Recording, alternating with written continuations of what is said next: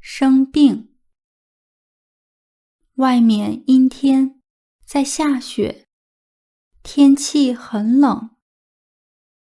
起床后，不知道为什么，小王觉得有点累。他觉得他可能生病了。虽然他很想在家休息，但是今天他要和同事去北京。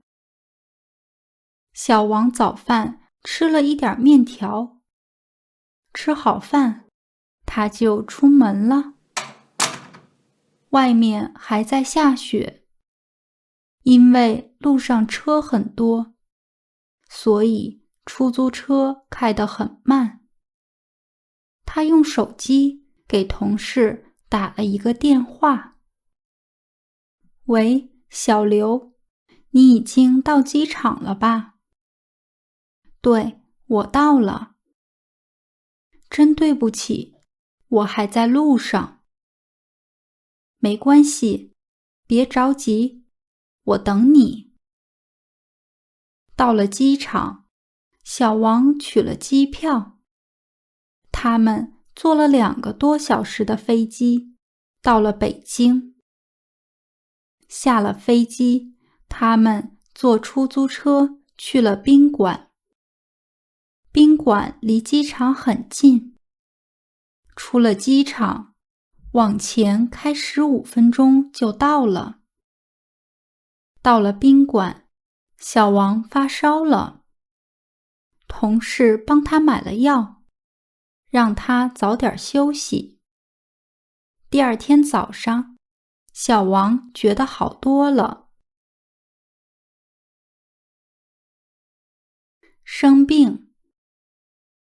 外面阴天，在下雪，天气很冷。起床后不知道为什么，小王觉得有点累。他觉得他可能生病了。虽然他很想在家休息，但是今天他要和同事去北京。小王早饭吃了一点面条，吃好饭他就出门了。外面还在下雪，因为路上车很多，所以出租车开得很慢。他用手机给同事打了一个电话。喂，小刘，你已经到机场了吧？对，我到了。真对不起，我还在路上。